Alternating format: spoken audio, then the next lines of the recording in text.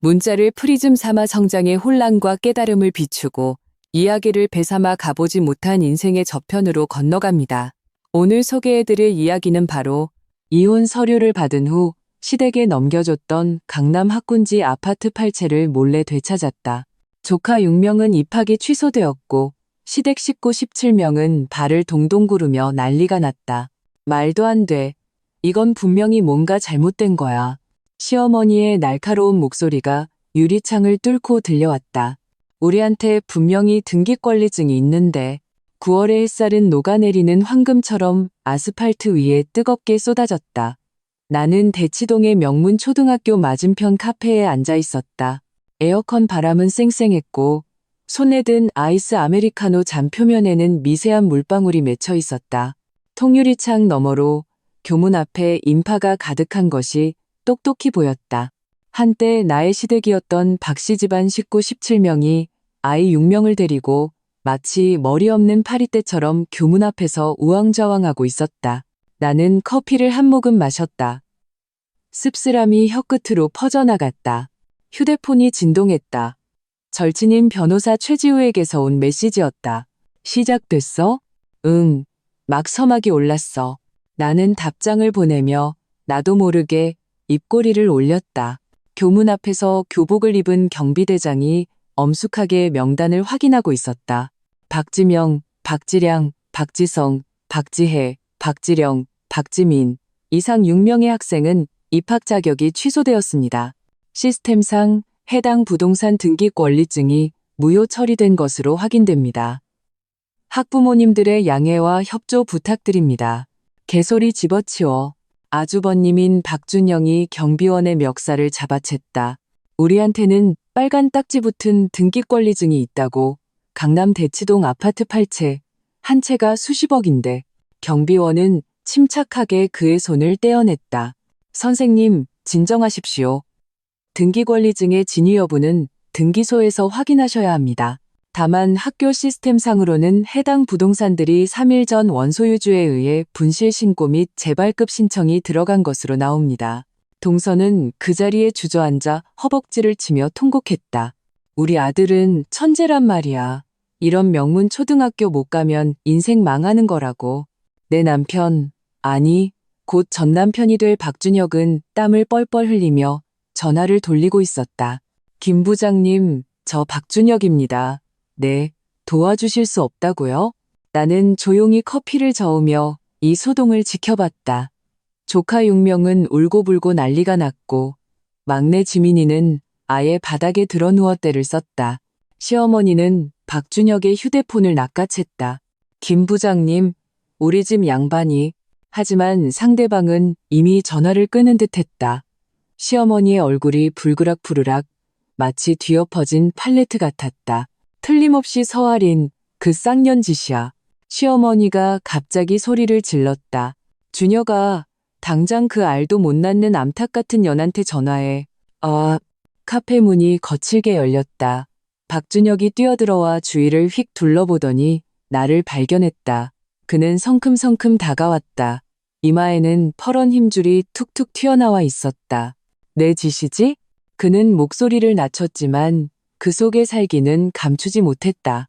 나는 느긋하게 커피잔을 내려놓았다. 무슨 일인데 그렇게 서둘러? 땀 좀 봐. 그는 내 손목을 와락 움켜쥐었다. 시침이 떼지 마. 학군지 아파트 어떻게 된 거야? 왜 애들 6명 입학 자격이 갑자기 취소됐냐고. 나는 살며시 손을 빼내고 가방에서 물티슈를 꺼내 건넸다. 땀부터 닦아. 보는 눈도 많은데. 나는 창밖을 가리켰다. 이미 부셔 학부모들이 휴대폰을 들고 박씨 집안의 소동을 촬영하고 있었다. 박준혁은 그제야 우리가 구경거리가 되었다는 것을 알아차렸다. 그는 분노를 억누르며 자리에 앉았지만 목소리는 이 사이로 비집고 나오는 듯했다. 아리나, 이 아이들 입학을 위해 온 가족이 얼마나 애썼는지 알잖아. 그런데 계약 첫날부터 이런 난리를 피우다니 대체 뭘 어쩌자는 거야? 나는 창밖을 바라봤다. 시어머니가 바닥에 주저앉아 억지를 부리다가 경비원들에게 팔이 잡혀 끌려나가고 있었다. 이 광경은 3개월 전급이 오는 날을 떠올리게 했다. 나는 출장을 일찍 마치고 집에 돌아왔다. 박준혁에게 결혼 5주년 깜짝 선물을 해주고 싶었다. 그날 나는 조심스럽게 문을 열었지만 침실에서 여자의 웃음소리가 들려왔다. 우리의 결혼 침대 위에서 박준혁은 자기 부서의 신입 인턴과 뒤엉켜 있었다. 침대 머리맡에는 내가 지난주에 사온 화병이 놓여 있었다. 나는 조용히 문 앞에 서서 휴대폰으로 30초짜리 영상을 찍었다. 그리고 조용히 나와 문을 닫고 아파트 아래 카페에서 2시간을 앉아 있었다. 그날의 커피도 오늘처럼 썼지만 내 마음속에서 들끓는 증오보다는 쓰지 않았다. 서아린, 내 말 듣고 있는 거야? 박준혁이 테이블을 툭툭 쳤다. 나는 생각에서 벗어나 그의 눈을 똑바로 쳐다봤다. 등기권리증 분실 신고한 거 맞아. 그 아파트 8채 원래 내 혼전 재산이었잖아. 안 그래? 하지만 작년에 형님들한테 명예 이전해줬잖아. 그래, 해줬지. 나는 피식 웃었다. 그런데 당신들 잊었나 보네. 모든 증여계약서에 부가조항이 하나씩 붙어 있었다는 걸. 본 부동산은 박씨 직계 자녀의 입학 목적으로만 사용될 수 있으며 양도, 매매, 담보 제공을 금한다. 그런데 지금 원소유주인 내가 수증자의 계약 위반 행위를 발견했거든. 박준혁의 얼굴이 순식간에 굳어졌다. 무슨 계약 위반? 우리가 뭘 상기시켜줘야겠어? 나는 휴대폰 앨범을 열어 그의 앞에 내밀었다. 3개월 전 당신이랑 김민지 씨가 우리 침대에서 벌인 멋진 쇼. 증여계약서 제7조에 따르면 수증자 가족 구성원이 증여자에게 중대한 정신적 피해를 입혔을 경우 증여자는 부동산을 회수할 권리를 가진다. 박준혁의 얼굴이 새하얗게 질렸다. 그는 입을 뻐끔거렸지만 아무 말도 하지 못했다. 창밖에서 다시 시어머니의 고함 소리가 들려왔다. 서아린, 너 당장 안 튀어나와. 너 저기 있는 거 다 알아. 나는 가방을 들고 일어나 박준혁의 귓가에 몸을 숙여 속삭였다. 어머님께 전해. 이건 시작에 불과하다고. 5년 동안 쌓인 빚. 우리 천천히 계산하자고. 카페 문을 밀고 나가자 뜨거운 공기가 훅 끼쳐왔다. 시어머니는 나를 보자마자 성난 황소처럼 달려들었다. 나는 피하지 않고 휴대폰을 들어 일그러진 그녀의 얼굴을 향해 렌즈를 맞췄다. 여러분, 와서 보세요. 이 악독한 며느리가 우리 박씨 집안대를 끊으려고 합니다. 시어머니는 목청을 돋워 소리치며 더 많은 구경꾼을 모았다. 나는 희미하게 웃으며 휴대폰 동영상을 재생하고 볼륨을 최대로 높였다. 박준혁과 김민지의 신음소리가 교문 앞에 울려 퍼졌다. 군중은 순간 조용해졌다가 이내 웅성거리기 시작했다. 아참, 나는 목소리를 높였다. 말씀드리는 걸 잊었네요. 김민지 씨, 임신 3개월이래요. 어머님, 곧 새로운 손주 보실 텐데 이깟 학군지 아파트 몇 채에 연연하실 필요 있나요? 박씨 집안 17명의 충격받은 시선 속에서 나는 주차장으로 발걸음을 옮겼다. 등 뒤로 시어머니의 히스테릭한 욕설과 박준혁의 당황한 변명 소리가 들려왔지만 그 어떤 것도 더는 나와 상관없었다. 복수의 서막은 이제 막 올랐을 뿐이다. 나는 최지우 변호사의 법무법인 사무실, 최고급 가죽 소파에 앉아 있었다. 손가락으로 무의식 중에 소파의 봉제선을 만지작거렸다. 창밖에는 보슬비가 내리고 있었다. 빗물은 유리창을 따라 구불구불 흘러내렸고 마치 지난 5년간의 결혼 생활 동안 내가 흘렸던 눈물 같았다.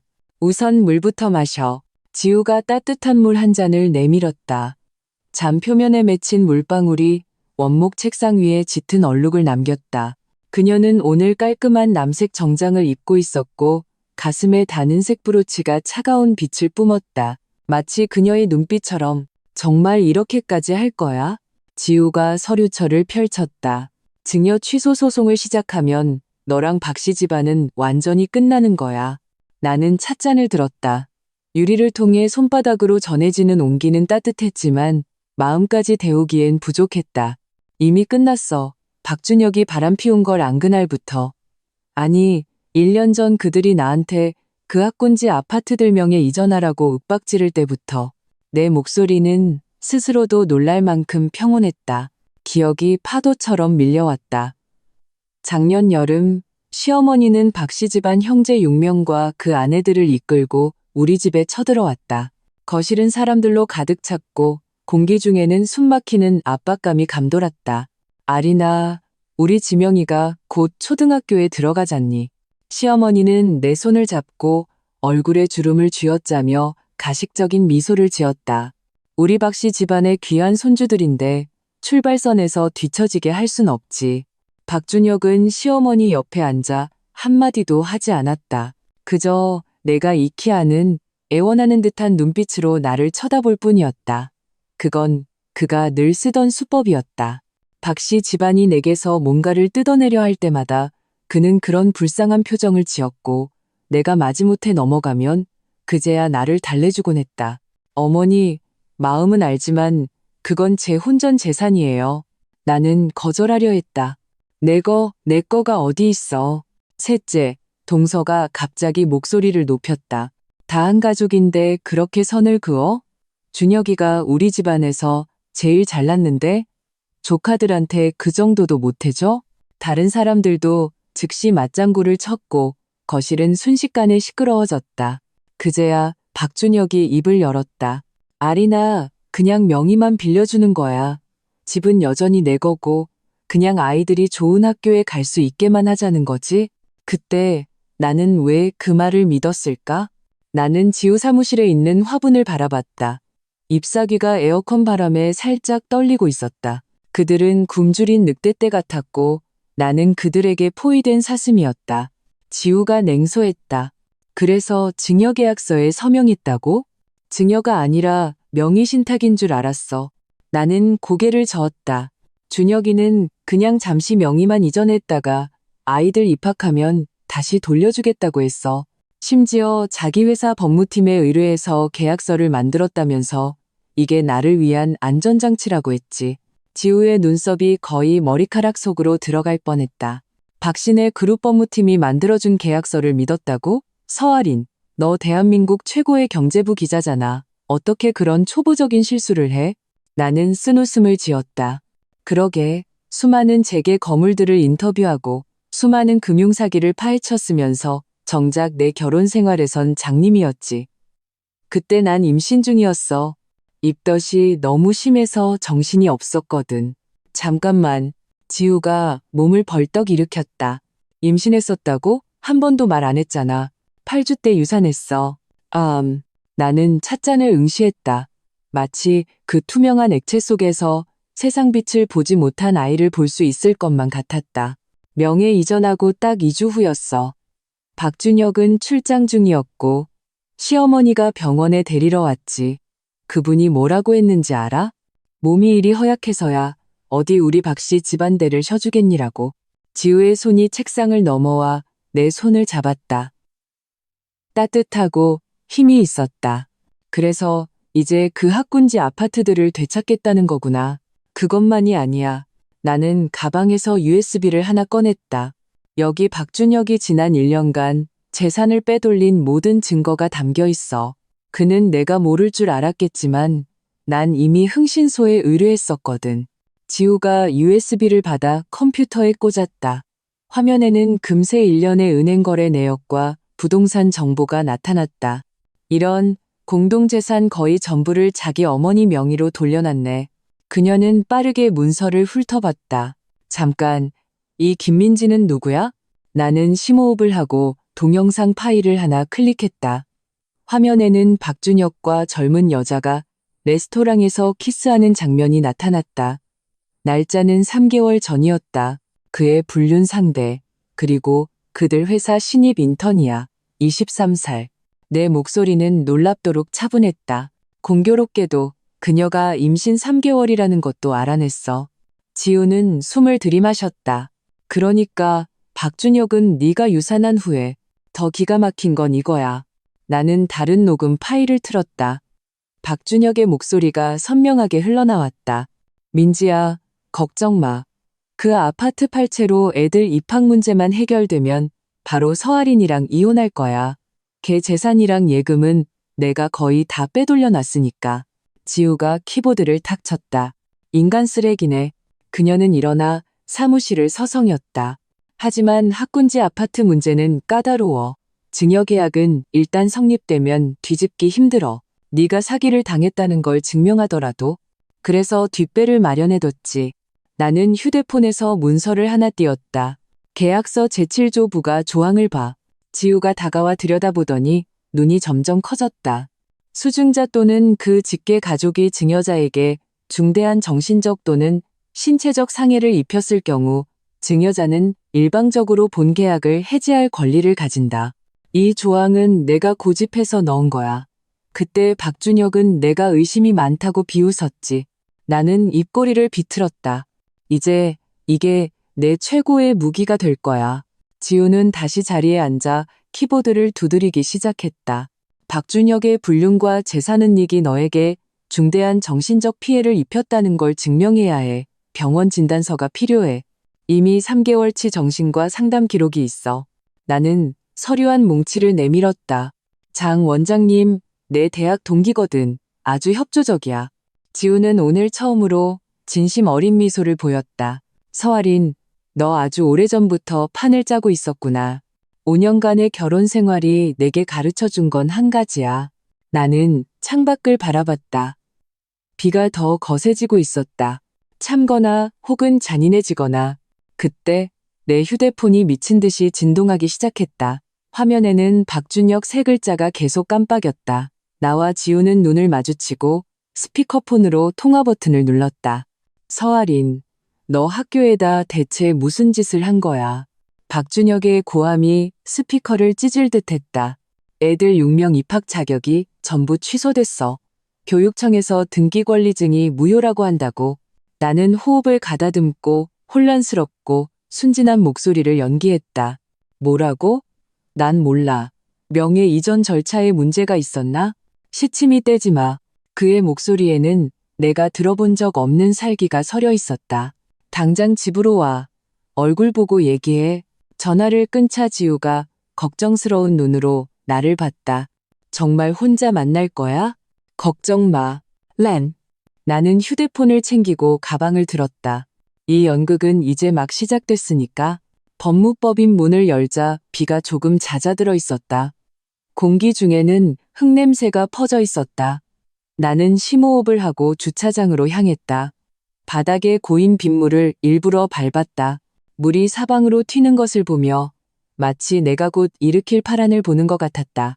박준혁은 집에서 나를 기다리고 있었다. 문을 열자마자 짙은 담배 냄새가 났다. 거실은 불이 꺼져 있었고 그는 창가에 서 있었다. 그의 뒷모습은 곧 폭발할 화산 같았다. 설명해봐. 그는 돌아보지 않은 채 낮고 위험한 목소리로 말했다. 나는 느긋하게 가방을 내려놓고 외투를 벗어 걸고 심지어 스스로에게 물 한 잔을 따랐다. 뭘 설명하라는 건데? 당신이 재산 빼돌린 거? 아니면 김민지가 임신한 거? 그가 확 돌아섰다. 얼굴이 새하얘졌다. 네가 어떻게 알아? 당신이 너무 부주의했지. 시그니엘 호텔에서 회사 법인카드로 방을 잡다니. 내가 카드 명세서를 확인 안 할 줄 알았어? 박준혁의 얼굴이 하얗다가 붉어졌다. 이마에 힘줄이 솟아올랐다. 그래서 나한테 복수하려고 애들 앞길을 망쳐? 이 학군지 아파트 때문에 우리 가족이, 당신 가족이 뭘 어쨌는데? 나는 그의 말을 끊었. 뭘 희생했는데? 내 명의로 된 아파트 8채. 우리 부모님이 해주신 내 예단이었어. 내 목소리는 점점 높아졌다.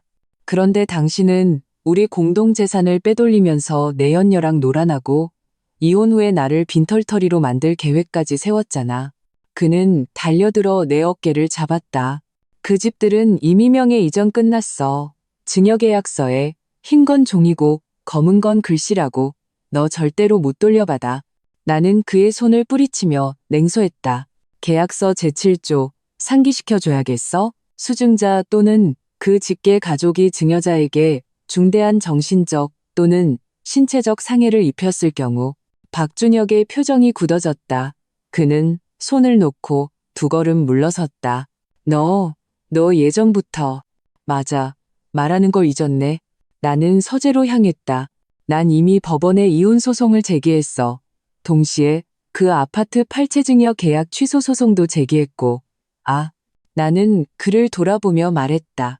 그리고 김민지 아이, 당신 아이가 아닐 수도 있겠네? 내가 고용한 흥신소에서 찍었는데 지난주에도 다른 남자랑 호텔 들어가는 거 봤거든. 박준혁은 벼락이라도 맞은 듯 그 자리에 얼어붙었다.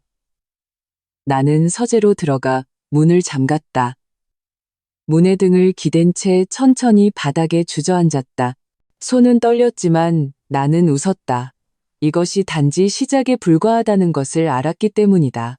나는 부모님 집 문 앞에 서서 초인종 위에 맴도는 손가락을 차마 누르지 못했다.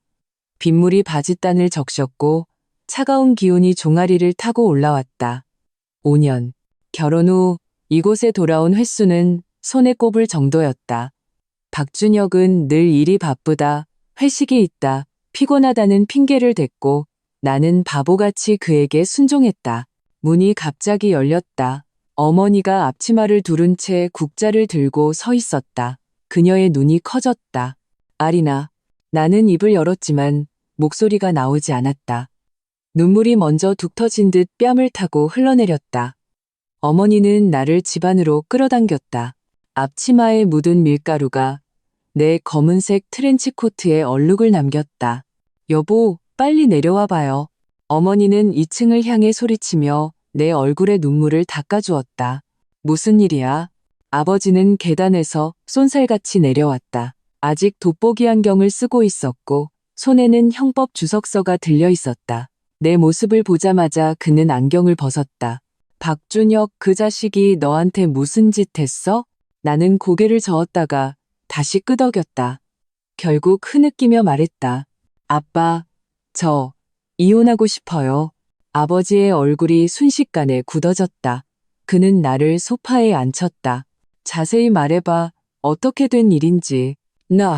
나는 심호흡을 하고 박준혁의 외도를 발견한 것부터 시작해서 학군지 아파트 강제명예 이전, 재산은 닉, 그리고 세상에 태어나지 못한 아이 이야기까지 모두 털어놓았다. 3개월간의 억울함, 분노, 고통이 본물 터지듯 쏟아져 나왔다. 이야기를 다 들은 아버지는 주먹으로 탁자를 세게 내리쳤다.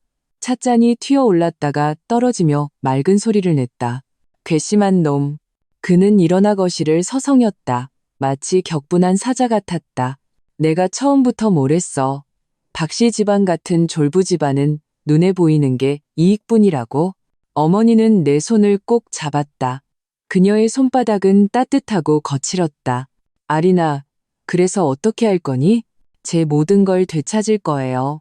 나는 눈물을 닦고 단호하게 말했다. 그 아파트 팔채랑 그가 빼돌린 재산 전부요. 아버지는 걸음을 멈추고 주머니에서 휴대폰을 꺼냈다. 내 오랜 친구 중에 재산 분쟁 전문 변호사가 있어. 그는 전화를 걸었다. 김 변호사, 나 서정명 일세. 급한 사건이 하나 있는데 내 딸이 시댁에 단단히 당했어. 30분 후 나는 김영철 변호사의 사무실에 앉아 있었다. 강동구에 위치한 이 법무법인은 지우의 사무실보다 훨씬 컸다. 책장에는 법률 서적과 상패가 가득했다. 김 변호사는 60대 초반이었지만 머리는 희끗해도 정신은 맑았고 눈빛은 형형했다. 상황은 대충 파악했습니다. 김 변호사는 내가 가져온 증여계약서 사본을 훑어보며 한 줄에서 손가락을 멈췄다. 여기 제7조 부가 조항이 흥미롭군요. 나는 몸을 앞으로 기울였다. 지우는 이 조항이 있어도 증여 취소는 어려울 거라고 했어요. 일반적으로는 그렇습니다. 김 변호사는 안경을 벗고 콧등을 주물렀다. 하지만 이 계약서에는 특별한 점이 있습니다. 부동산 증여와 자녀의 입학 자격을 명확하게 연관시켰다는 거죠. 이건 민법상 부담부 증여에 해당합니다. 아버지의 눈이 빛났다. 김 변호사, 그 말은 즉슨? 즉, 김 변호사는 펜을 들어 종이에 도표를 그렸다. 서아린 씨가 조건 없이 이 부동산들을 증여한 것이 아니라 박씨 집안 자녀들이 명문 초등학교에 입학할 수 있다는 조건을 걸고 증여한 겁니다. 만약 학교 측에서 입학 자격을 취소한다면 조건이 성립되지 않은 것이므로 증여자는 재산 반환을 요구할 수 있습니다. 심장이 빠르게 뛰기 시작했다. 나는 나도 모르게 손가락을 꼬았다. 그럼 박준혁의 외도와 재산 은닉은요? 그건 또 다른 전선이죠. 김 변호사는 미소 지었다. 상대방의 기망 행위와 악의적인 부부 공동재산 은닉을 주장해서 이혼 소송에서 재산 분할 시 더 많은 몫을, 심지어는 전부를 요구할 수 있습니다. 하지만 학군지 아파트 문제는 계약 위반으로 바로 접근할 수 있습니다. 그는 서랍에서 서류 양식을 하나 꺼냈다. 이제 우리가 해야 할 일은 몇 가지입니다. 첫째, 박준혁의 외도 증거를 수집할 것. 둘째, 그가 빼돌린 재산의 구체적인 경로와 금액을 파악할 것. 셋째, 학군지 입학 자격 취소가 소유권 변경과 직접적인 관련이 있음을 증명할 것. 나는 고개를 끄덕이고 가방에서 서류철을 꺼냈다. 이건 제가 지금까지 모은 자료예요. 안에는 박준혁과 김민지의 호텔 출입 기록, 은행 거래 내역 사본, 그리고 그날 집에서 녹음한 그의 외도, 인정 음성이 담겨 있었다. 김 변호사는 빠르게 자료를 훑어보더니 눈썹을 치켜세웠다. 서아린 씨, 준비를 아주 철저히 하셨군요. 아직 부족해요. 나는 아래 십수를 깨물었다. 그들이 저를 협박해서 증여계약서에 서명하게 했다는 증거가 더 필요해요. 그거라면 김 변호사와 아버지는 눈빛을 교환했다. 뱀을 굴에서 끌어내는 방법이 있죠. 바로 그때 내 휴대폰이 울렸다. 화면에 박준혁의 이름이 떠 있었다. 김 변호사는 받으라는 신호를 보내며 녹음 버튼을 누르라고 했다. 서아린, 어디로 튄 거야? 박준혁의 목소리에는 억누르지 못한 분노가 담겨 있었다. 어머니랑 형님, 형수님들 다 집에서 기다리고 계셔. 나는 호흡을 가다듬고 목소리를 약하고 억울하게 만들었다. 나 부모님 댁에 있어. 어제 당신이 너무 무섭게 해서. 전화기 저편은 몇 초간 침묵했다. 박준혁이 다시 입을 열었을 때 말투는 부드러워져 있었다. 아리나, 어제는 내가 너무 흥분했어. 하지만 애들 6명의 미래가 걸린 일이잖아. 온 가족이 다 급해서 그래. 일단 집으로 돌아와. 우리 차분히 얘기 좀 하자. 응? 나는 김 변호사를 쳐다봤다. 그는 종이에 빠르게 몇 글자를 썼다. 응해, 녹음 더해. 알았어. 그런데 지금 머리가 너무 아파서 좀 이따가 갈게. 나는 일부러 코를 훌쩍이며 울었던 척했다. 전화를 끊자 김 변호사는 만족스러운 미소를 지었다. 좋습니다. 그 상태를 유지하세요. 이제 상세한 계획을 세워야 합니다. How? 3시간 후 나는 우리 집 문 앞에 서서 심호흡을 한 뒤에야 열쇠를 꺼냈다. 문을 열자 시끄러운 소리가 덮쳐왔다. 거실은 사람들로 가득했다. 시어머니는 소파 중앙에 앉아 있었고 6명의 아주버님과 동서들은 서 있거나 앉아 있었다. 박준혁은 창가에서 담배를 피우고 있었다. 공기 중에는 담배 냄새, 향수 냄새, 그리고 숨막히는 압박감이 뒤섞여 있었다. 이제야 기어들어오네. 시어머니의 날카로운 목소리가 소음을 갈랐다. 우리가 얼마나 기다렸는지 알아? 나는 고개를 숙이고 느릿느릿 신발을 갈아 신었다. 손을 몰래 주머니에 넣어 녹음기 스위치를 켰다. 어머니, 저 몸이 좀 안 좋아서. 몸이 안 좋아? 셋째 동서가 비웃었다. 알도 못 낳는 암탈기, 맨날 아프다고 꾀병만 부리더니 이제 애들 6명 다 학교 못 가게 생겼으니 속이 시원해? 눈시울이 뜨거워졌다. 이번엔 연기가 아니었다. 그 말은 비수처럼 내 심장, 아물지 않은 상처를 찔렀다. 박준혁이 담배를 끄고 다가왔다. 됐어, 다들 그만해. 그는 내 손을 잡았다. 아리나, 방에 들어가서 얘기하자. 무슨 말을 하든 다들 앞에서 똑똑히 해. 시어머니가 탁자를 내리쳤다. 서아린, 너 오늘 똑바로 해명해야 할 거야. 그 학군지 아파트들 분명히 명예 이전했는데 왜 학교에서는 등기권리증이 무효라고 하냐고? 나는 입술을 깨물고 아무 말도 하지 않았다. 눈물이 눈가에 맴돌았다. 박준혁이 한숨을 쉬었다. 아리나, 혹시 네가 무슨 손을 쓴 거야? 나는 그냥 등기권리증 분실 신고만 했어. 나는 작은 목소리로 말했다. 뭐라고? 6명의 아주버님과 동서들이 동시에 폭발했다. 둘째 아주버님은 내 앞까지 달려와 손가락으로 내 코를 찌를 듯했다. 네가 뭔데? 그건 이제 우리 집이야. 나는 뒤로 물러서다 벽에 부딪혔다. 처음에는 그냥 아이들 입학용으로만 쓴다고 했잖아요. 지랄마. 셋째 동서가 소리쳤다. 증여계약서에 버젓이 도장 찍어놓고 이제 와서 딴소리야? 시어머니가 일어나 내 앞에 섰다. 나보다 키가 반뼘은 작았지만 기세는 대단했다. 서아린, 잘 들어. 그 집들 되찾을 생각은 꿈도 꾸지 마. 우리 박씨 집안이 너를 5년이나 먹여주고 입혀줬는데 애 하나 못 낳았잖아. 이건 그냥 보상금이라고 생각해. 주머니 속에 내 손은 녹음기를 꽉 쥐고 있었다. 하지만 준혁 씨가 먼저 바람을 피웠잖아요. 우리 공동재산도 빼돌렸고요. 남자가 바람 좀 피울 수도 있지. 큰동서가 끼어들었다. 다 네가 남편 간수 못한 탓이지. 누굴 탓해. 박준혁의 얼굴색이 변했다. 다들 입 다물어. 그는 나를 끌고 침실로 향했다. 우리 따로 얘기해. 침실에 들어서자마자 그는 문을 잠갔다. 표정이 흉악하게 변했다. 너 녹음했지? 그는 내 손목을 와락 움켜쥐었다. 휴대폰 내놔. 심장이 철렁했지만 태어난 척했다. 무슨 녹음? 무슨 말인지 모르겠는데. 그는 거칠게 내 몸을 뒤져 외투 주머니에서 휴대폰을 꺼냈다. 한참을 확인했지만 이상한 점을 발견하지 못하자 의심스러운 눈으로 나를 쳐다봤다. 장꾀 부리지 마. 경고하는데 그 집들 되찾을 생각은 꿈도 꾸지 마. 나는 고개를 숙이고 무서운 척했다. 준혁 씨, 우리 정말 이혼해야 해요? 그는 잠시 멈칫하더니 말투를 누그러뜨렸다. 그건 네 행동에 달렸어.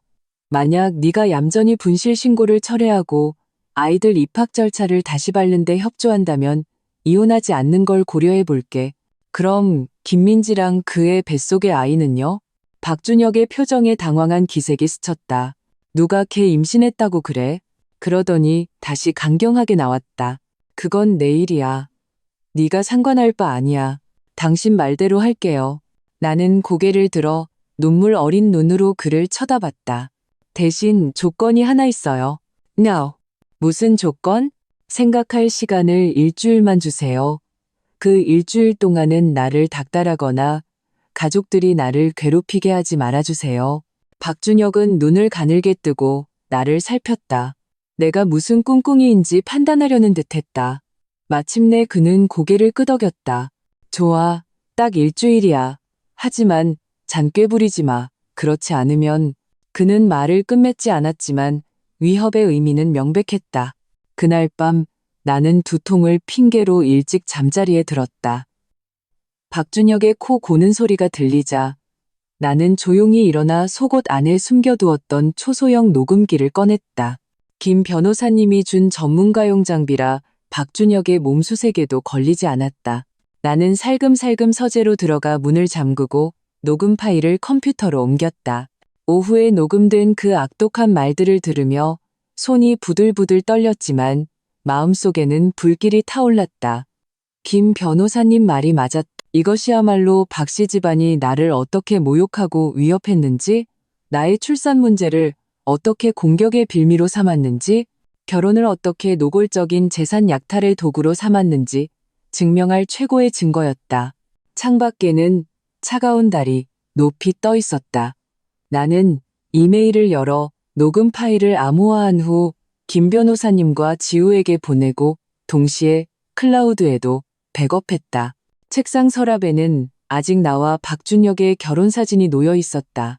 나는 그것을 꺼내 잠시 바라보다가 망설임 없이 반으로 찢어버렸다. 사진이 찢어지는 소리는 고요한 밤에 유난히 선명했다. 마치 어떤 의식 같기도 했고 어떤 선전포고 같기도 했다. 일주일, 완벽한 반격을 준비하기에 충분한 시간이었다. 카페룸 안에서 나는 화병 속에 숨겨둔 초소형 녹음 장치를 거듭 확인했다. 김 변호사님이 준 이 장치는 단추만 한 크기였지만 10m 내의 모든 대화를 선명하게 녹음할 수 있었다. 나는 옷깃에 단 브로치형 카메라를 조정하여 룸입구를 잘 찍을 수 있는지 확인했다. 휴대폰이 진동했다. 지우에게서 온 메시지였다. 박준영 출발했어. 10분 후 도착 예정. 절대 흥분시키지 말고 핵심 정보를 말하도록 유도해. 나는 오케이라고 답장하고 앞에 놓인 레모네이드를 한 모금 마셨다. 차가운 액체가 목을 타고 내려갔지만 내 안에서 타오르는 불길을 끄지는 못했다. 오늘 내가 만날 사람은 박준혁의 형, 박준영이었다. 입학이 취소된 아이 6명 중 둘이 그의 아이였다. 룸문이 거칠게 열리고 박준영이 헐레벌떡 들어왔다. 몸에서는 짙은 담배 냄새가 났다. 그는 박준혁보다 5살 많았고 이마의 주름은 칼로 팬 듯 깊었으며 눈은 핏발이 서 있었다. 형수님은 왜 안 오셨어요? 나는 걱정하는 척 물었. 애가 집에서 난리야. 학교 못 간다고 매일같이 성질을 부리니 박준영은 내 맞은편에 털썩 앉아 종업원을 불렀다. 여기 아메리카노 한 잔, 설탕 더블로, now. 종업원이 나가자 그는 내게 다가와 목소리를 낮췄다. 재수씨, 대체 원하는 게 뭐야? 조건이 뭐든 말해봐. 나는 눈을 내리깔고 냅킨을 만지작거렸다. 아주버님, 처음에 진명에 이전할 때 그거 제 혼전재산인 거 다들 알고 계셨죠? 박준영은 잠시 멈칫했다. 내가 이렇게 직접적으로 나올 줄은 몰랐던 모양이다. 그거야, 한 가족인데 두말하면 뭐해. 재수씨 것이 준혁이 것이고 준혁이 것이 우리 박씨 집안 것이지. 그러니까 확실히 알고 계셨다는 거네요. 나는 고개를 들어 그의 눈을 똑바로 쳐다봤다. 그럼 그것도 기억하시겠네요. 계약서에 분명히 이 집들은 아이들 입학용으로 잠시명에 이전하는 거라고 명시되어 있었던 거요.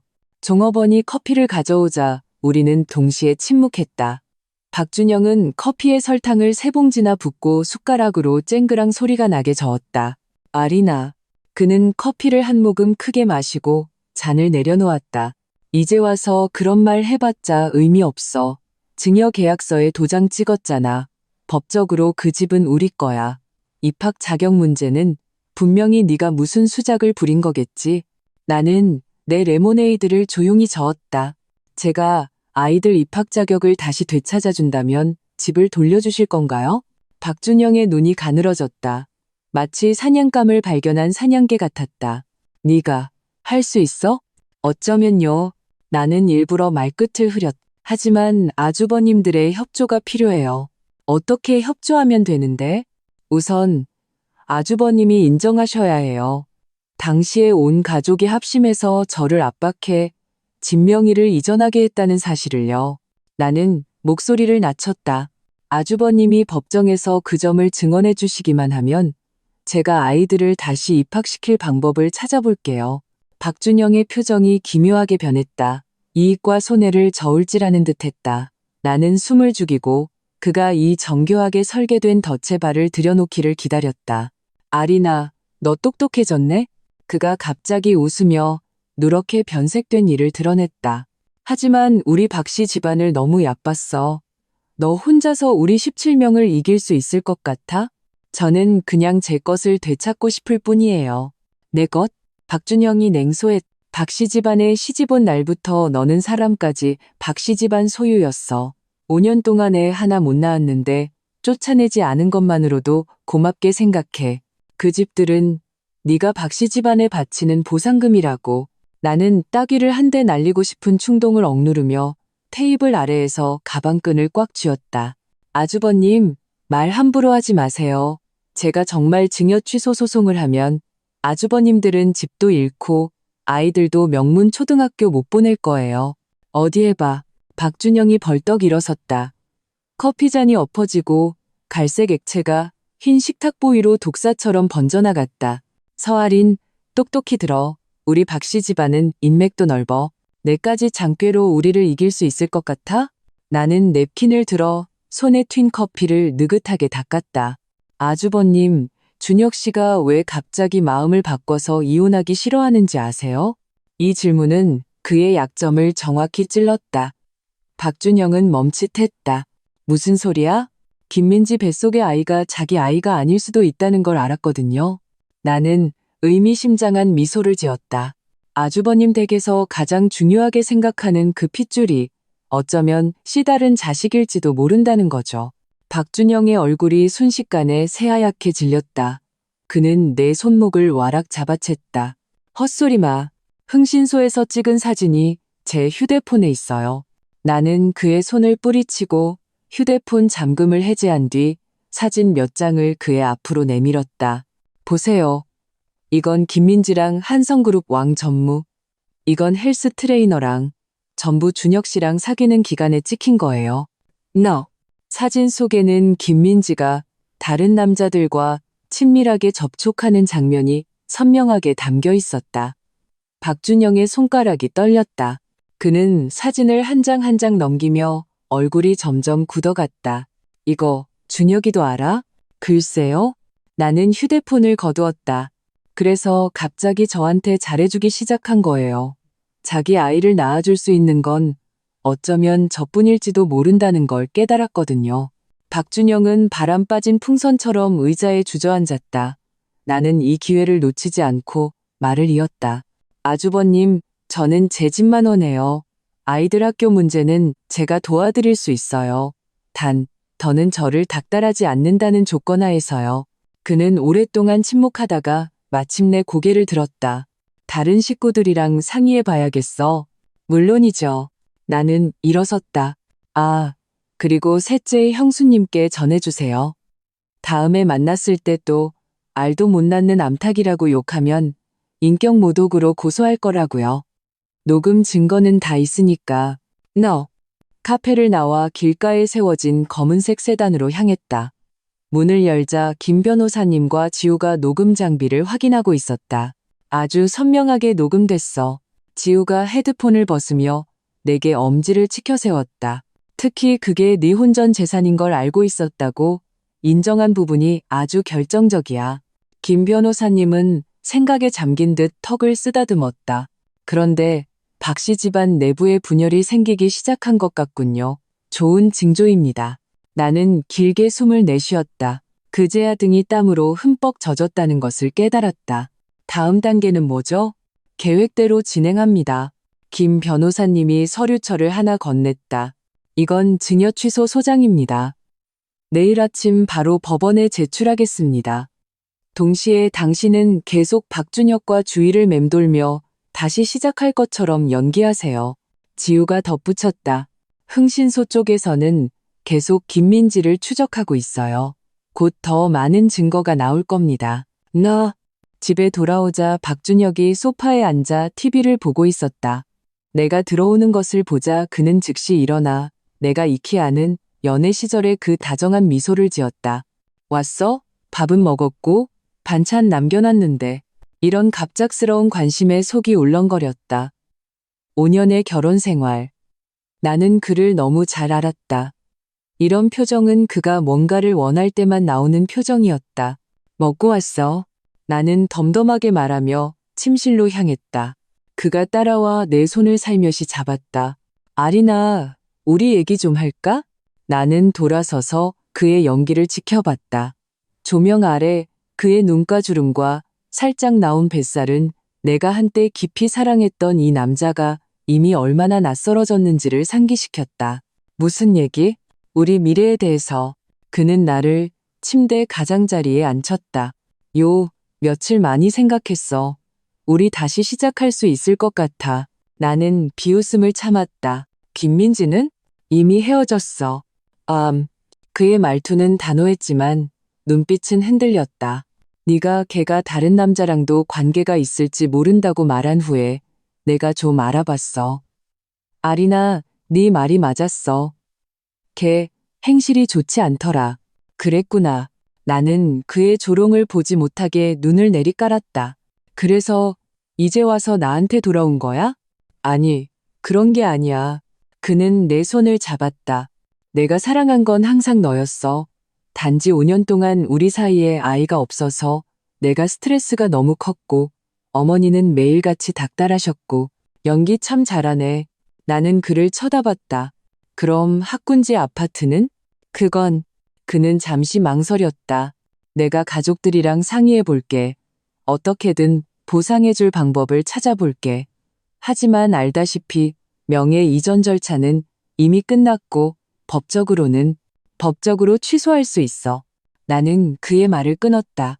특히 증여의 기망행위가 있었을 때는 박준혁의 표정이 굳어졌다. 누가 그런 말을 해? 인터넷에서 찾아봤어. 나는 순진한 척했다. 참, 나 며칠 출장 가야 할 것 같아. 맡아야 할 특집 기사가 생겼어. 어디로? 며칠? 그는 즉시 경계했다. 부산. 2, 3일 정도? 금융 전문가 인터뷰하러. 나는 즉석에서 거짓말을 했다. 그는 눈에 띄게 안심했다. 그래? 조심해서 다녀와. 그는 내 어깨를 감싸려 했지만 나는 잠옷을 챙긴다는 핑계로 그의 손길을 피했다. 나 먼저 씻을게. 욕실에서 나는 수도꼭지를 틀어 물소리로 모든 것을 덮었다. 거울 속 여자의 눈은 밝았고 입가에는 결연한 미소가 걸려 있었다. 나는 평평한 아랫배를 살며시 쓸어보았다. 이곳에 한때 작은 생명이 깃들었지만 박씨 집안의 압박과 스트레스 속에서 떠나갔다. 휴대폰이 진동했다. 흥신소에서 온 새로운 메시지였다. 김민지, 최소 3명의 남성과 밀접 관계 유지 확인, 사진 및 시간표 첨부, 추가로 박준혁 회사 계좌 이상 자금 흐름 포착, 공금 횡령 의심, 추가 확인 중. 나는 메시지를 삭제하고 심호흡했다. 이 전쟁, 이미 승리의 서광이 보이기 시작했다. 다음 날 아침, 나는 출근하는 척하며 김 변호사 사무실로 직행했다. 문을 열자 지우가 이미 와 있었다. 책상 위에는 서류가 가득했다. 좋은 소식이야. 김 변호사님이 나를 보자마자 말했다.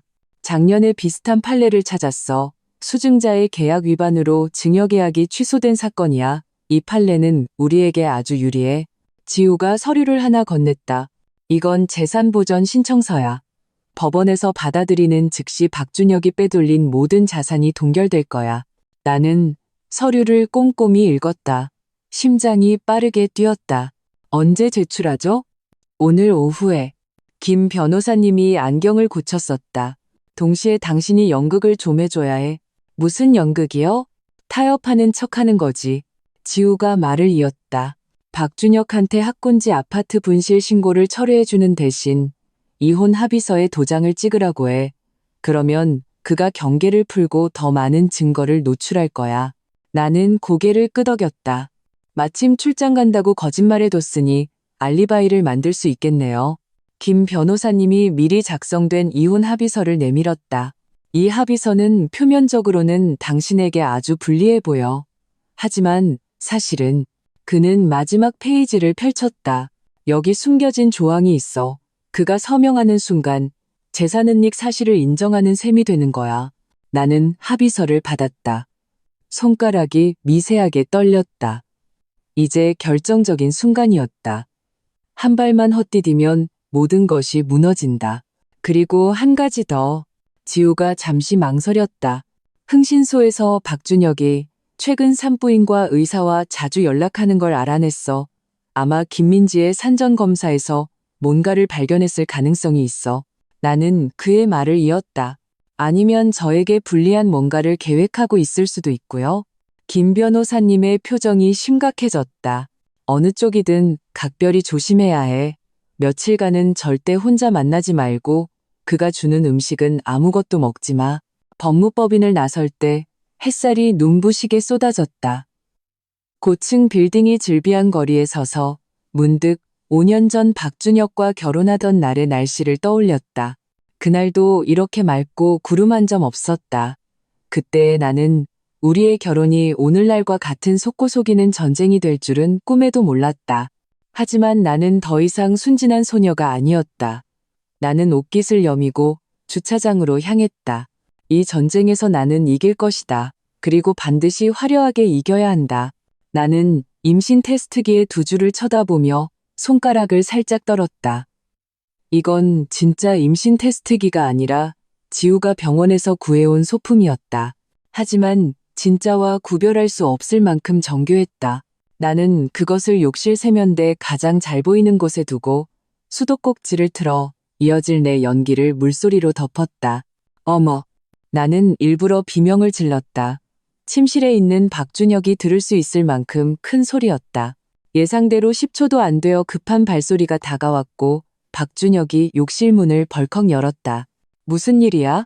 나는 몸을 돌려 임신 테스트기를 손에 들고 얼굴에는 충격과 기쁨이 뒤섞인 표정을 의도적으로 지었다. 준혁 씨, 나 임신한 것 같아. 그의 표정이 순간 굳어졌다. 눈이 안구에서 튀어나올 것처럼 커졌다. 그 짧은 1초의 반응은 어떤 말보다도 더 많은 것을 설명해 주었다. 그건 기쁨이 아니라 공포였. 정말? 그는 금세 표정을 고치고 과장된 미소를 지으며 달려와 나를 껴안았다. 잘 됐다. 내가 아빠가 된다니. 나는 그의 어깨에 얼굴을 묻어 내 조롱 섞인 눈빛을 보이지 않게 했다. 그의 몸에서 나는 스킨 냄새와 옅은 담배 냄새, 한때 나를 매료시켰던 그 향기는 이제 역겹기만 했다. 병원에 가서 확인해 봐야지. 그는 나를 놓아주고 내 어깨를 잡았다. 눈에는 이상한 빛이 번뜩였다. 내일 아침에 바로 휴가 내고 같이 가줄게. 나는 고개를 끄덕이며 부끄러운 척했다. 응, 하지만 아직 가족들한테는 말하지 마. 확실해지면 그때 말하자. 물론이지, 물론. 그는 내 이마에 입을 맞추고 갑자기 뭔가 생각난 듯 말했다. 참, 너 오늘 출장 간다며? 다음 주로 미뤘어. 나는 아무렇지 않게 말하며 그의 반응을 살폈다. 그의 얼굴에 감출 수 없는 실망감이 스쳐 지나갔지만 이내 거짓 미소로 덮였다. 그럼 잘 됐네. 푹 쉬어. 내가 우유 데워줄게. 그가 나간 후 나는 수도꼭지를 잠그고 거울을 보며 승리의 미소를 연습했다. 물고기가 미끼를 물었다.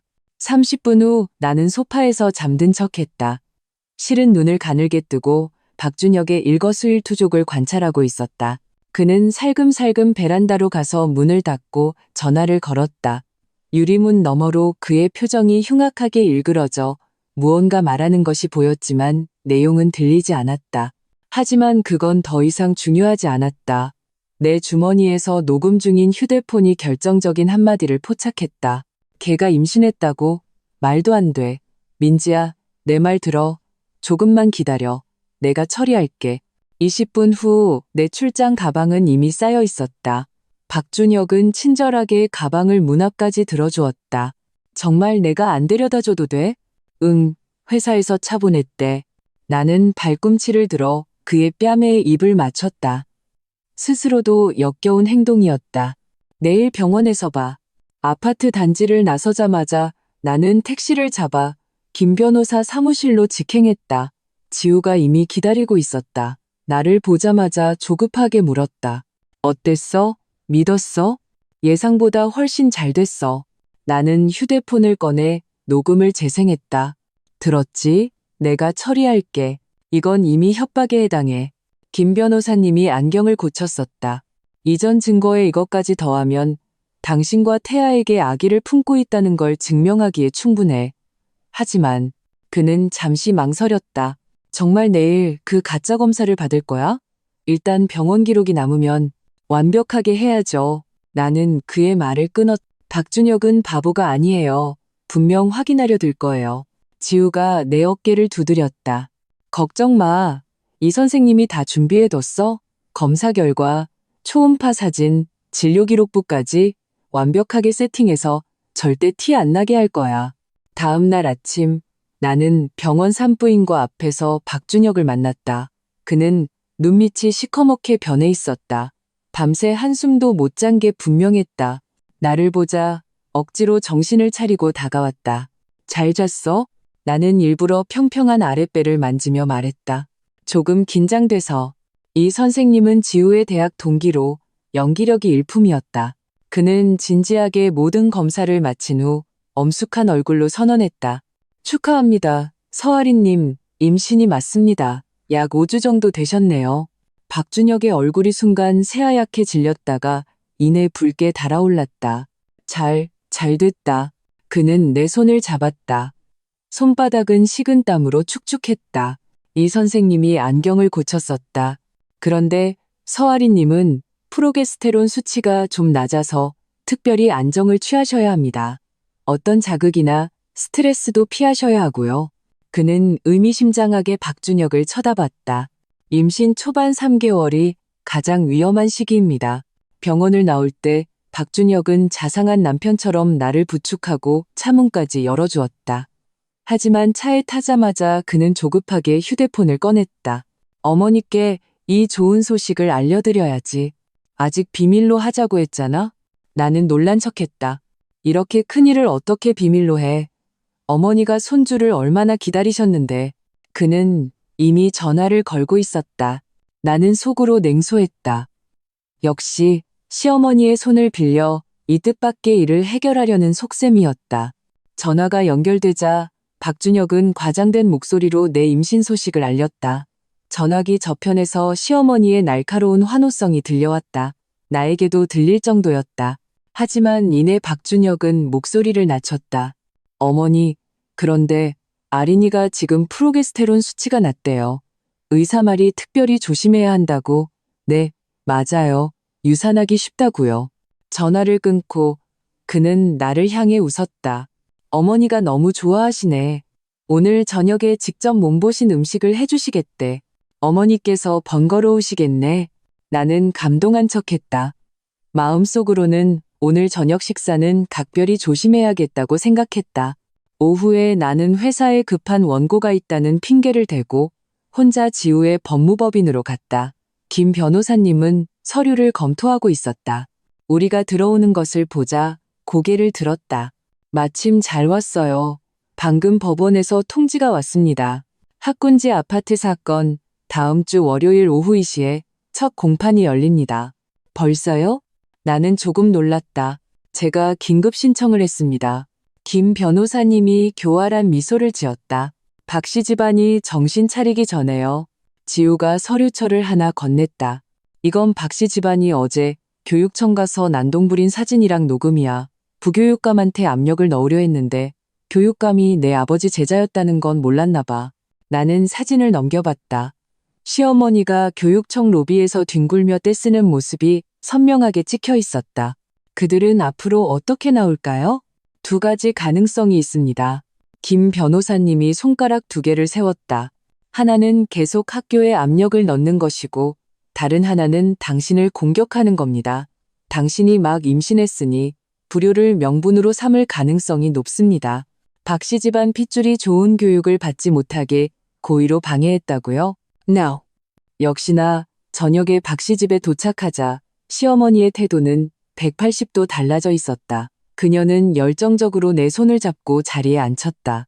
식탁에는 내가 평소에 전혀 좋아하지 않는 보양식이 가득했다. 아리나, 에미가 예전에 말이 좀 심했지? 마음에 담아두지 마라. 그녀는 오골계탕 한 그릇을 떠서 내 앞에 밀었다. 이제 네가 우리 박 씨 집안 핏줄을 가졌으니 우리 집안의 공신이지. 나는 탕을 조금씩 떠먹으며 미리 지우가 준 해독제를 먹고 온 것을 다행으로 여겼다. 시어머니가 약을 탔을지 확실하진 않았지만 조심해서 나쁠 건 없었다. 참, 우리 지명이 입학 자격은 아직 회복 안 됐다며? 시어머니가 화제를 돌리며 내 반응을 살폈다. 나는 숟가락을 놓고 한숨을 쉬었다. 어머니, 저 정말 최선을 다했어요. 하지만 학교에서 등기권리증에 문제가 있다고 해서 헛소리.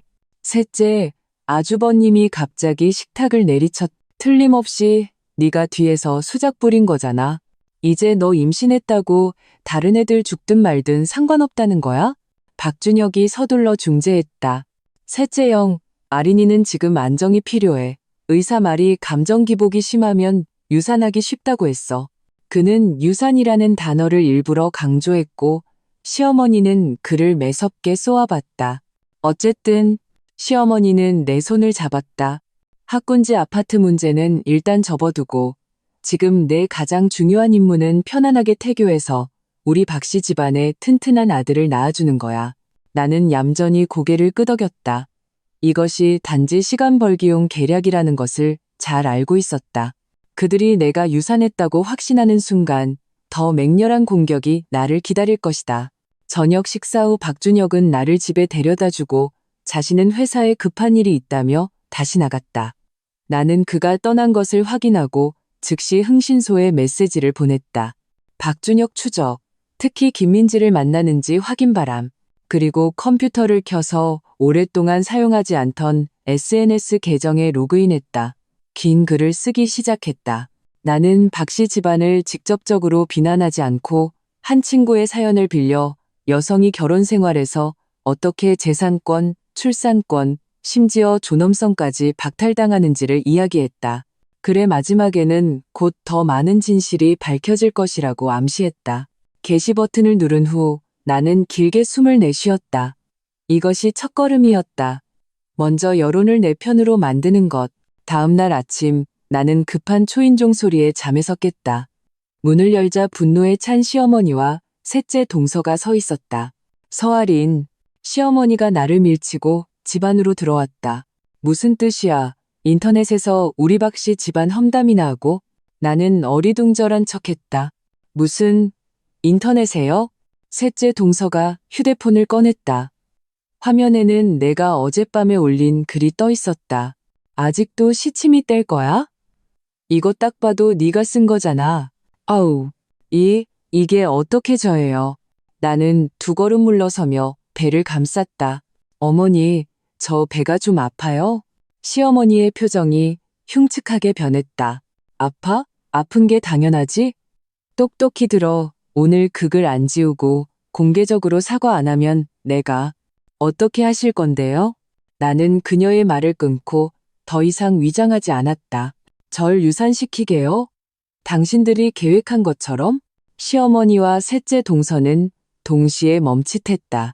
나는 그 틈을 타 휴대폰을 꺼내 어젯밤 박준혁이 차 안에서 했던 녹음을 재생했다. 내가 처리할게. 똑똑히 들으셨어요? 나는 차갑게 물었다. 이게 당신들의 착한 아들, 착한 동생이 제 뱃속의 아이를 어떻게 처리할 계획인지예요.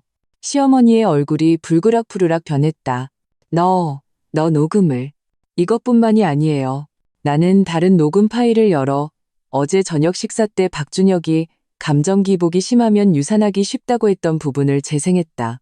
셋째 동서가 갑자기 달려들어 내 휴대폰을 뺏으려 했다. 이 음흉한 년. 나는 재빨리 피하며 현관으로 달려갔다. 한 발짝만 더 다가오면 바로 경찰에 신고할 거예요. 이 녹음들도 인터넷에 다 뿌려서 박 씨 집안의 진짜 모습을 온 세상 사람들이 보게 만들 거고요. 시어머니가 셋째 동서를 붙잡고 음침한 얼굴로 말했다. 서아린, 내까지 잔꾀로 박 씨 집안을 이길 수 있을 것 같아? 두고 봐. 그들이 문을 쾅 닫고 나간 후 나는 다리에 힘이 풀려 소파에 주저앉았다. 심장이 미친 듯이 뛰고 손바닥은 땀으로 축축했다. 하지만 입꼬리는 저절로 올라갔다. 계획은 상상 이상으로 순조롭게 진행되고 있었다. 휴대폰이 울렸다. 흥신소에서 온 메시지와 사진이었다. 어젯밤 박준혁은 역시나 김민지를 만났다. 두 사람은 주차장에서 격렬하게 다퉜다. 가장 앞권은 마지막 사진이었다. 김민지가 박준혁의 뺨을 세게 후려쳤고 그는 바닥에 무릎을 꿇고 그녀의 다리를 붙잡고 있었다. 메모, 김민지는 박준혁이 빨리 이혼하고 자기와 결혼하지 않으면 회사의 공금 횡령 사실을 폭로하겠다고 협박함. 임신은 사실이나 아이의 아버지는 불분명. 나는 이 증거들을 잘 저장하고 김 변호사님께 전화하려던 참이었다. 휴대폰이 다시 울렸다. 이번엔 지우였다. 빨리 뉴스 봐.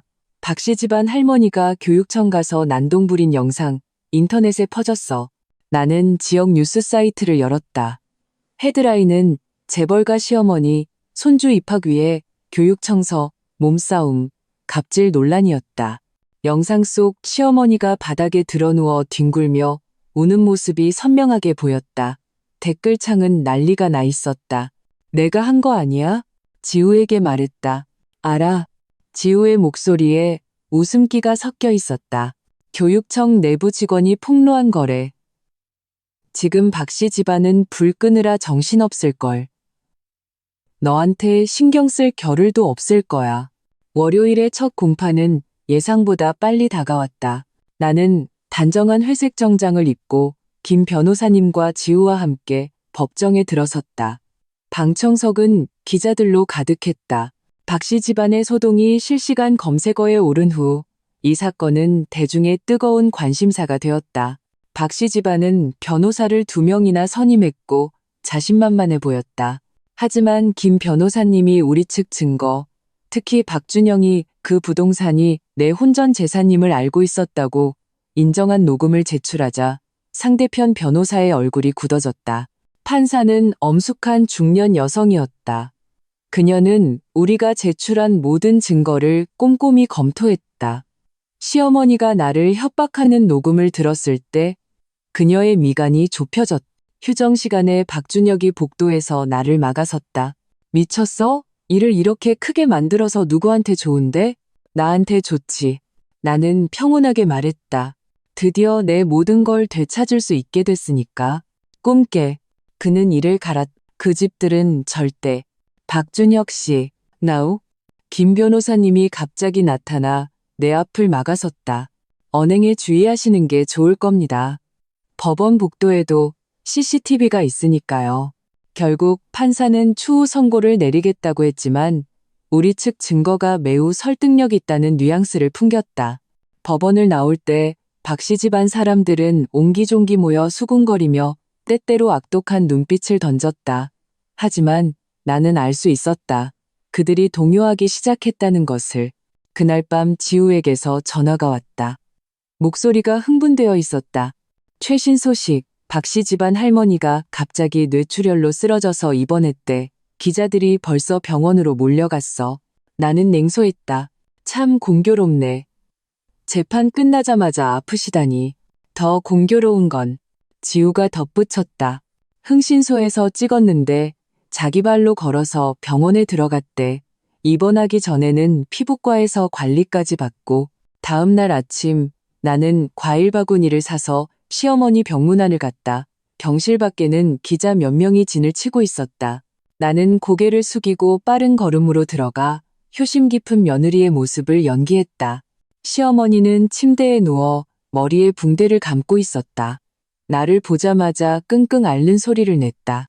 아이고, 이 늙은이가 화병으로 쓰러졌구나. 병실은 박씨 집안 친척들로 가득했고 모두 나를 노려봤다. 나는 과일 바구니를 내려놓고 웃음을 참으며 말했다. 어머니, 푹 쉬세요. 다른 일은 신경 쓰지 마시고요. 신경을 안 써? 셋째 동서가 날카롭게 쏘아붙였다. 너 아니었으면 어머니가 이렇게 쓰러지셨겠어? 지금 인터넷에서는 전부 우리 박씨 집안 욕하고 애들 6명은 학교도 못 가게 생겼는데 속이 시원해.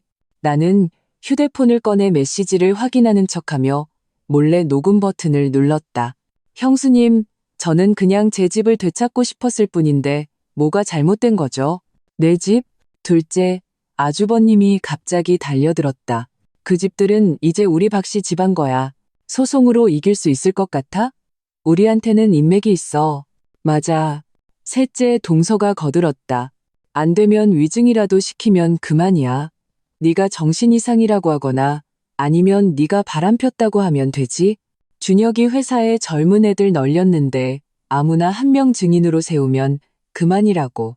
나는 입을 막고 충격받은 척했다. 어떻게 그런 말을. 그만?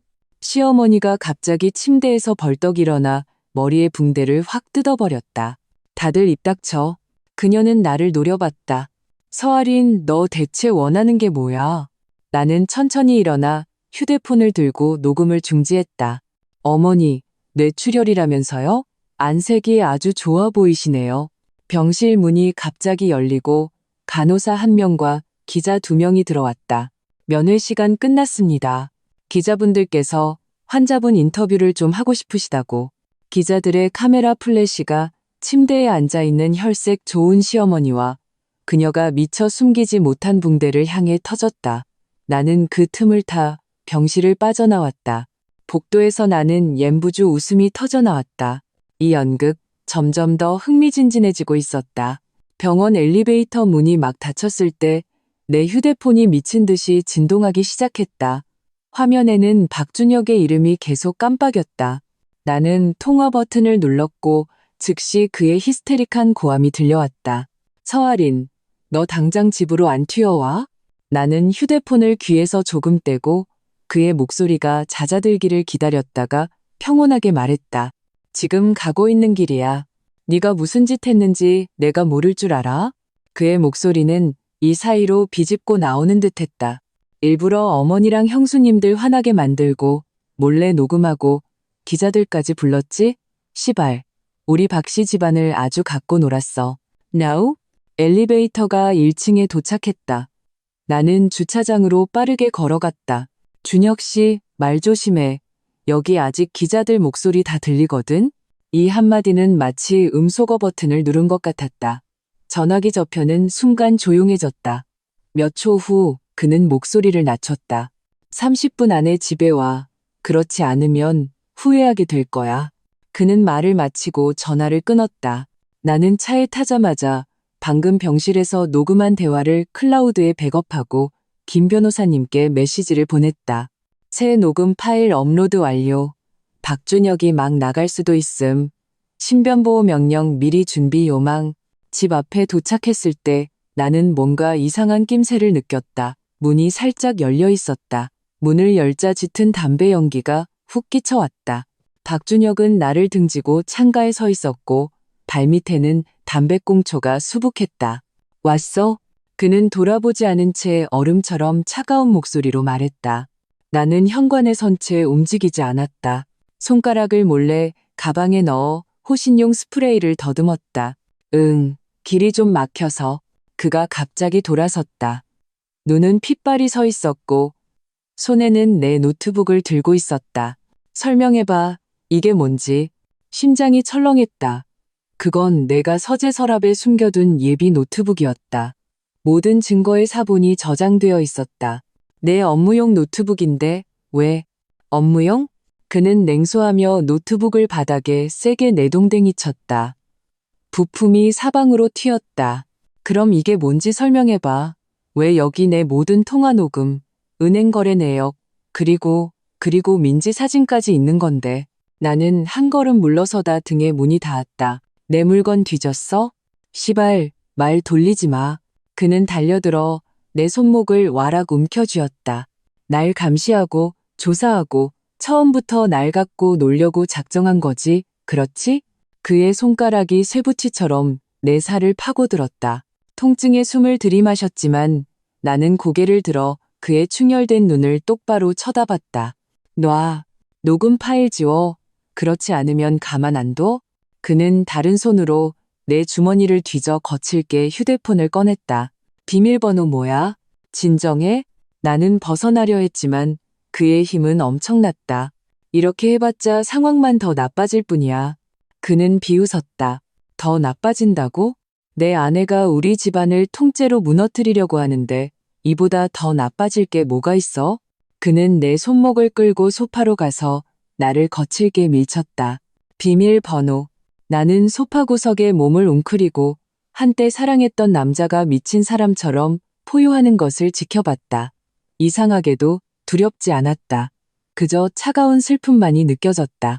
이젠이봐 얼시바. 나는 조용히 말했다. 우리 결혼기념일.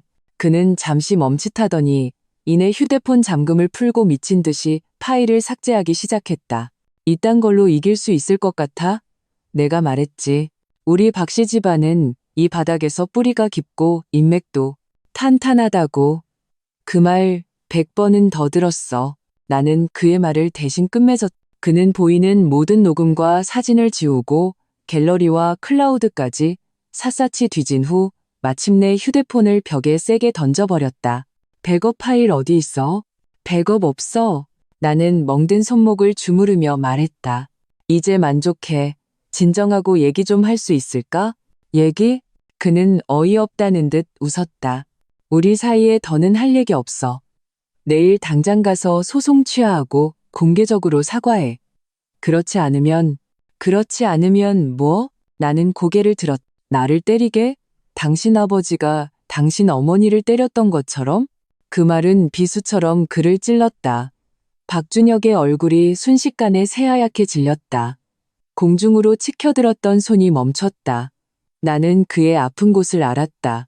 그는 어릴 적 아버지의 가정폭력을 가장 혐오했고 절대로 그런 사람이 되지 않겠다고 맹세했었다. 꺼져. 그는 마침내 손을 내리고 쉰 목소리로 말했다. 내 짐 챙겨서 당장 내 집에서 꺼져. 이것이 바로 내가 원하던 바였다. 나는 천천히 일어나 침실로 향했다. 침대 밑에서 미리 준비해둔 여행 가방을 꺼냈다. 박준혁이 따라 들어와 그 모습을 보고는 더욱 일그러진 표정을 지었다. 너 미리 준비하고 있었구나. 당신이 바람 피운 걸 안 그날부터 나는 옷장을 열어 자주 입는 옷 몇 가지를 가방에 쑤셔 넣었다. 알아, 박준혁? 내가 당신한테 가장 역겨움을 느끼는 건 당신이 바람을 피워서가 아니야. 바람을 피우고도 아무렇지 않은 얼굴로 내 옆에 누워 사랑한다고 말할 수 있었다는 사실이야. 그는 문가에 서서 주먹을 쥐었다 폈다 했다. 그 학군지 아파트들 되찾을 생각은 꿈도 꾸지 마. 그럼 법정에서 보지, 뭐.